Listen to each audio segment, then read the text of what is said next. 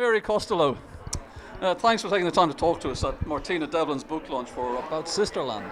I wanted to just ask you about your books, and in particular your last book, Academy Street. It was your last book. It was. I won't say my last, my most recent. Most recent, okay. I stand corrected. No, it's okay. Could be my last. We hope not. Yeah. You portray a very anxious character in the book. There's a lot of deep observation, is what one would say, about this character, who's had a traumatic sort of experience when she was young with the death of her mother. How do you come so close to people in that way?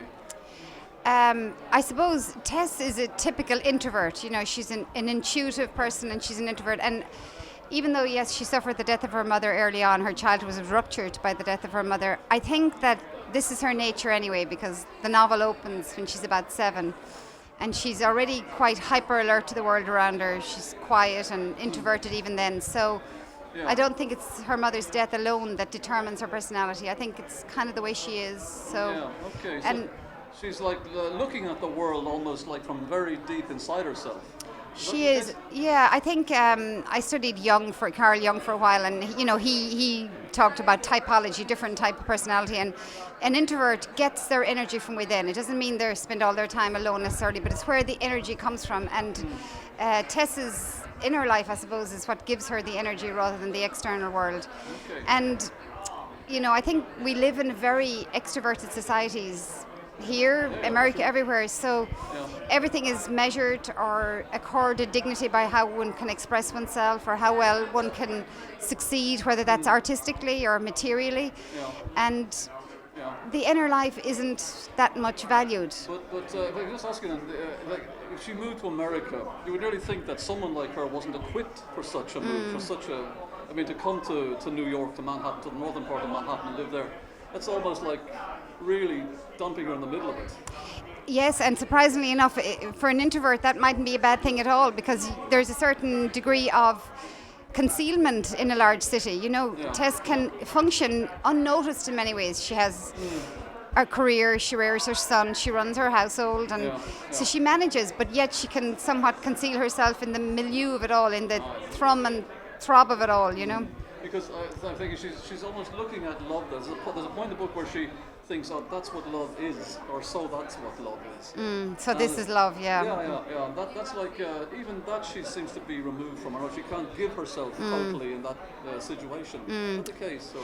I think she's always, straining towards love or something higher. She's trying to put her finger on some higher note in the way we do, I think. You know, she gets a little taste of something higher in books, and maybe, you know, in friendship or in love. She certainly has tasted it in her love affair and maybe the love of her son.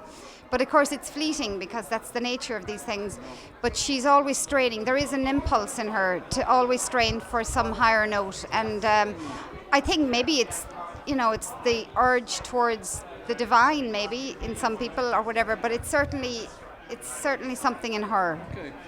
If I can just ask you about the power of observation, because in the China Factory, you have, for example, your protagonist is sitting in the car looking at the guy who drives the car to work. He's odorous, apparently, and people wonder how she can sit in the same car as the guy, and it's almost like she's doing a biopsy of his ear in some respects. You must have a very powerful sense of observation.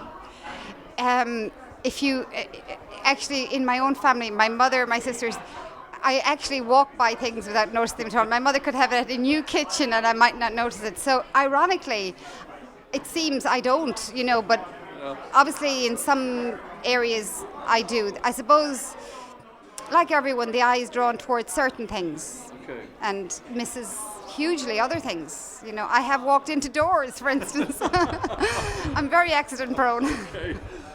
Okay, are you willing to tell us anything about the next novel or book you're working on?